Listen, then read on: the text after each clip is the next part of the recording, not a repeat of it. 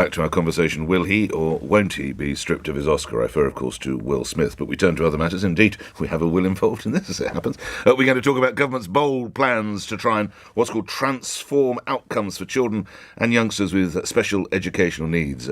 The Will in this question is Conservative MP and Children and Families Minister Will Quince, who joins me now. What is the transformation you and your colleagues hope to bring about, Minister? Good morning.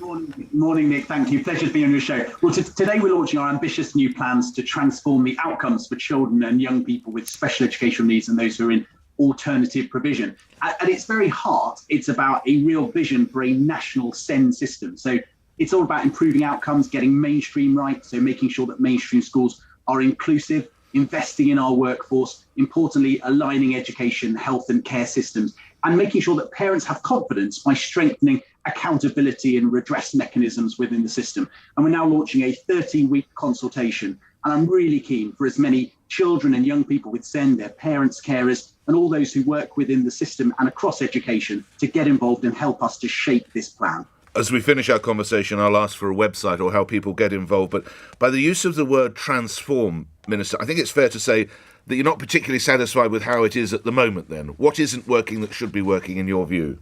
Well, in truth, Nick, it's quite a long list. The outcomes for children and young people with special education needs isn't good enough. We're letting too many children down. Parents don't have confidence in the system. There's a postcode lottery. We're investing huge amounts of money, Nick. So next year we're spending over £9 billion. But it's my job to make sure that that's spent effectively and that every child, regardless of the challenge that they face, receives a world-class education. And look, the best thing about this job is I get to spend a lot of time with children and young people, and particularly children and young people with special educational needs. And they have exactly the same hopes, aspirations and dreams as any other child. It's my job, it's our job as a government to help them realise that potential. Appreciating you're new to the brief, Minister, but the Conservatives have in one shape or form been in power for more than a decade. Why has the situation been allowed to deteriorate on their watch? It's a really fair question, Nick, and we actually had reforms in 2014. They set the right aspiration and ambition, but in truth, the delivery and implementation just wasn't up to standard. So what we've done this time, apart from me keeping a real watchful eye and brief on the actual delivery of these new proposals, we're investing an extra £70 million. That's over and above the extra £1 billion we're putting into the high needs budget next year. £70 million for implementation, a new national system. So we're going to have a real laser-like Hawkeye focus at a national level, but also regional and local level to make sure that what our policy intent is nationally is actually being delivered at grassroots, and both parents are getting they're more confident about the system, but most importantly, that we have better outcomes for children and young people. And talking of those outcomes, Minister, I'm sure you'd be with me first to salute the British people with the generosity they're showing to Ukrainian families and by taking them in.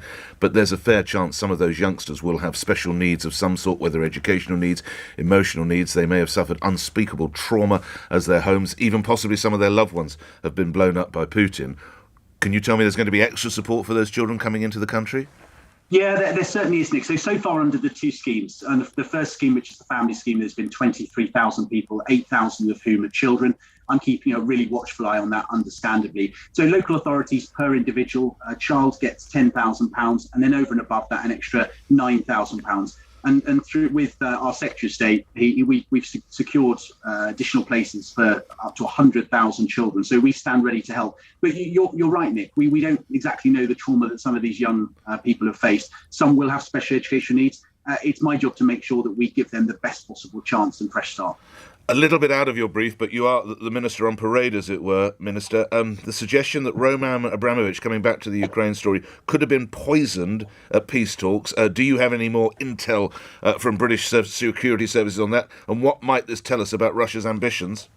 No, I don't, Nick, and I read that story too, and no doubt the government will be wanting to establish the facts. But look, it's hard for anyone to see the images coming out of Ukraine and not just desperately hope and pray for peace. And although there's a huge amount of scepticism about whether these talks will be successful, we have to hope for the best. There are over 7.5 million children in Ukraine, Nick, and my thoughts are with them. They're often the hidden victims of conflicts of this nature. So I very much hope for peace, but only on terms that are acceptable to President Zelensky and the Ukrainian people. One other front page story, Minister, the so-called Partygate fines could be issued today or certainly sometime this week. Do you imagine that will be the end to that story now and everyone can get on with their respective lives? Well, look, Nick, it is a serious issue. It's one we take seriously. You'll have noticed there have been considerable changes at Downing Street. I completely understand the public interest, the considerable upset that's been caused. My constituents have written to me in reasonable number too. But you'll appreciate, given the ongoing Metropolitan Police investigation, it looks like it may be concluding relatively soon. It wouldn't really be appropriate for me to comment further. All right, one last question, reminding listeners, of course, you are Children's Minister and Families Minister. Your colleague Nadim Zahawi, speaking yesterday, says that pupils should be taught about the benefits of the British Empire. Do you concur? Well, I think it's really important that our curriculum across the whole range of key stages ensures that we're teaching about the facts. And what were the facts of the British Empire? Good, bad, or somewhere in the middle? I think, in truth, Nick, it's a bit of both, and depending on the context. And I think the key here is that we teach children the facts and we let them make informed decisions. It's not about us giving a bias or particular slanted view either way.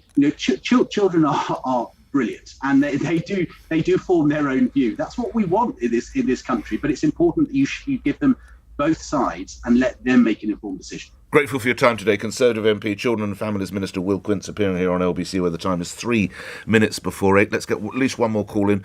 This is a different Will Smith. Should he or should he not retain his Oscar? Zara is in Port Talbot. What do you say, Zara? Good morning. Oh, good morning, Mr. Ferrari. Thanks for having me on. Hi, Zara. So, first of all, straight off the bat, I'd say yes, he should retain it because he earned it. However, I do think there's things that haven't been discussed, such as when he was 13. I read his book recently, and he says when he was 13, he watched his mother get quite brutally beaten by his father. Yes. And he always felt like a